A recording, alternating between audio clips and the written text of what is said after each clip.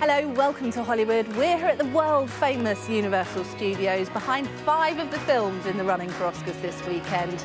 Let's take you through some of the nominees in a year where escapism through film has felt much needed.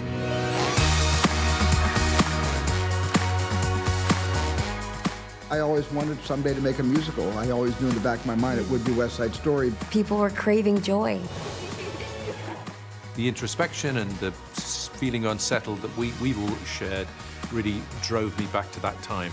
I'm Venus. I'm Serena. I was excited about shocking and surprising people. So what'd you think? Something wicked. I just loved being her so much. Have you never done pictures without those eyelashes? Nope, and I never will. I just completely fell under its spell. Sorry, I got lost for a second. People have been curious about the royal family forever. You letting yourself be led by fear or by love? Fear! 100% fear! The past isn't dead. Many of this year's films have powerful political themes, from conflict in Northern Ireland to climate change to racial division. As quite often with the Oscars, politics eclipses show business. The Sunshine State, the Hollywood glamour. The movie's designed to whisk us away from reality. It's a very long way from the conflict in Ukraine, but the war will no doubt feature at this weekend's Oscars. This is the 94th Academy Awards, and over the years, among the tears, triumphs and total disasters, it's long been a platform for political sentiment. So this year, Ukraine is likely to colour the narrative. It'll be interesting how they rise to that challenge, and they should in some way. I think that's important. I think when you're given that platform and, you know, there's so many eyes of the world watching it, then that's the right place to be talking about it. I'll be curious to see how much it pops up. But I have a feeling there's going to be a lot of love and support for the people of Ukraine. Certainly there's going to be a lot of urgency about the climate. And then I think mostly people are just going to celebrate film and story. Could it include an appearance by President Volodymyr Zelensky, given his background in acting? Ceremony producer Will Packer hasn't ruled it out. The show's still in process, and we're going to be very thoughtful about how we acknowledge where we are in the world. But the show's still in process, so that's not something that we would definitively say one way or another at this point. At the Academy Museum, it's apparent some of the most impactful moments in Oscars history have been those speeches reflecting the politics of their time. Marlon Brando won Best Actor for his part in The Godfather, and he chose to respectfully decline that award and sent Sachin Littlefeather. The treatment of American Indians today by the film industry, excuse me. She was cheered and booed. I think people know that it's a very well-watched platform where they can talk about issues which are important to them. Climate change is real. It is happening right now. Crucially, the Oscars offers a stage like no other. To have wage equality once and for all, and equal rights for women. In such tumultuous times, impossible to separate the politics from the party. Well, I'm joined now by LA film critics Amy Nicholson and Brooke Obie. We're expecting Ukraine to feature, aren't we? It was brought up at the SAGs, the Critic Choice Awards, the BAFTAs. It's something that you can't really avoid, this big world event. Yeah, and with good reason. I'm so glad. I've been to Kiev. It's one of my favorite cities on earth, and I really am glad that the world is at least rallying behind the people of Ukraine. I mean, the producer, Will Packer, he said it is meant to be a moment of escapism this weekend, but, I mean, you can't really avoid talking about this big political event. It's always going to be on the hearts and minds of the people that are watching, but definitely on the presenters and, you know, the people who are going to be accepting their awards will definitely hear quite a bit about Ukraine, I believe. And, of course, the other big challenge for the Academy to deal with is the fact that the audience numbers were just so low last year, the worst audience figures ever. They're trying to change that this year by bringing back the hosts. We've got Wanda Sykes, Amy Schumer, Regina Hall. I managed to catch up with Regina, and here's what she had to say to me. It's crazy that, you know, I'm one of them, but it's exciting. It's very exciting. And of course, my co-hosts are wonderful, and I love them so much. We just get together, get high, and just go, let's just see where it's gonna fall. No, we have a great cast of writers, and they sit and we come and bounce ideas off each other. I think that's what's so great. It's so collaborative. How do we feel about the hosts coming back then? This is historic. I mean, this is the first time that 3 women will be hosting the Oscars, so I think that's really exciting. I think people want to see different people hosting. They've teased us a bit with a few sort of trailers. We've got to see the chemistry of them. They seem to gel quite well, don't they? They do, although I'll say I'll stick up for last year's Oscars. I know it was much maligned, the kind of quarantined Union Station one. To me, it felt like how the Oscars began, a group of people at the Ambassador Hotel loving each other's work. I like watching the Oscars try new things, to be honest. This year's Best Picture winner then, ladies, who do we think is going to do it? For so long we've been talking about Power of the Dog being the favourite. Has things changed now? The PGA Awards have always kind of predicted what the Best Picture winner is going to be, and for the past 22 years. And so we had CODA win at the PGA Awards last week, and so it's definitely going to be at least a very tight race between CODA and Power of the Dog. What does excite me, though, about this year's crop of Best Picture nominees is how eclectic they are. I mean, I've been sick to the teeth of how it's usually some historical drama. This year, yes, we have that, but we've also got a musical, a sci-fi epic, a small family film, a giant satire.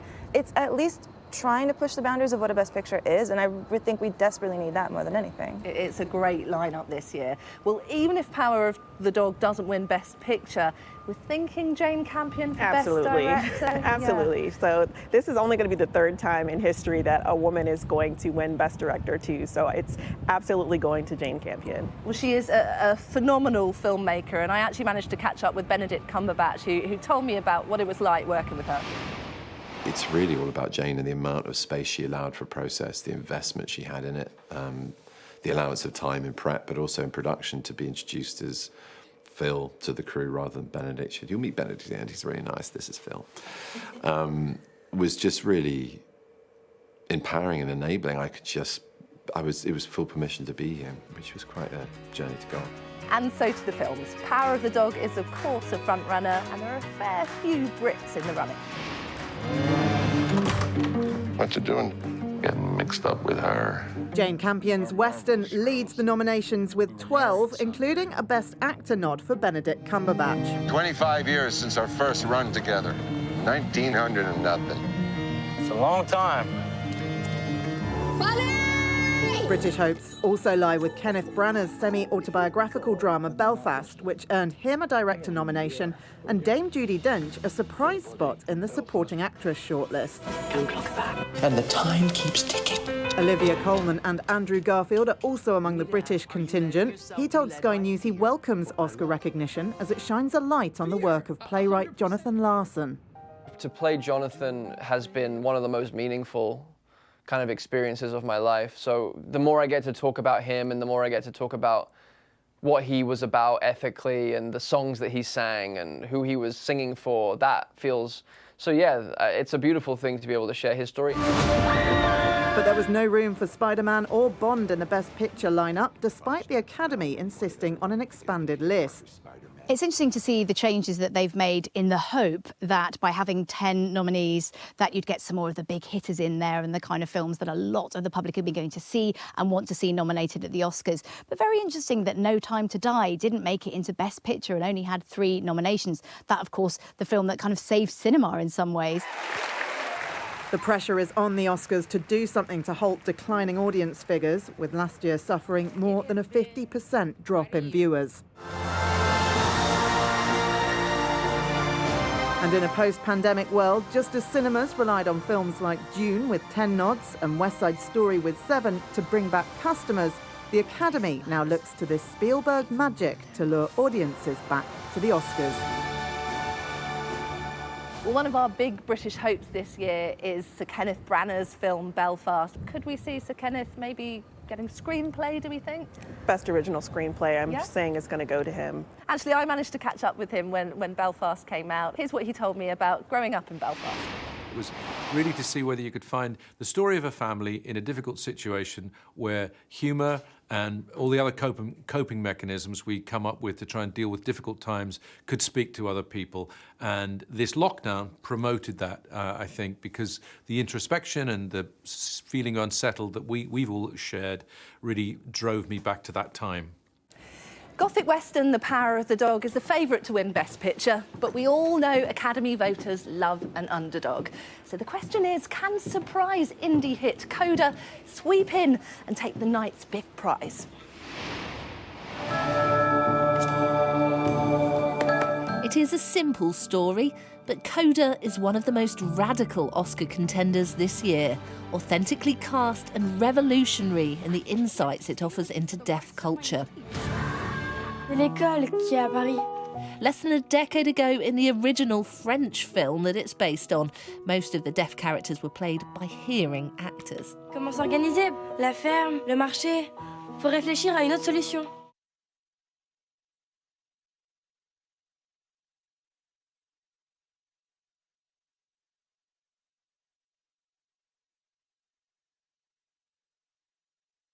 In what feels like a landmark moment for deaf people, CODA actor Troy Kotsur is the first male deaf actor to be nominated for an Oscar. Marley! But it's been 35 years since Marlee Matlin's Best Actress Oscar win for Children of a Lesser God.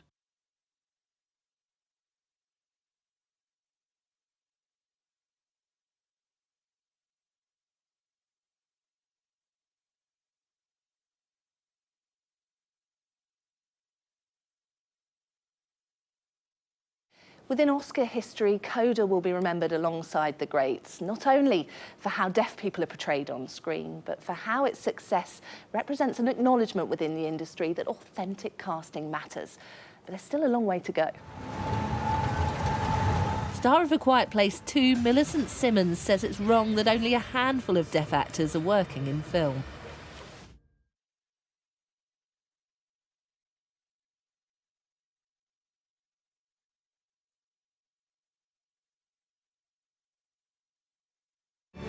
I've never done anything without my family before. Regardless of whether CODA wins Best Picture, the success of this boundary-shattering film already represents a win in terms of who Hollywood is now looking to cast.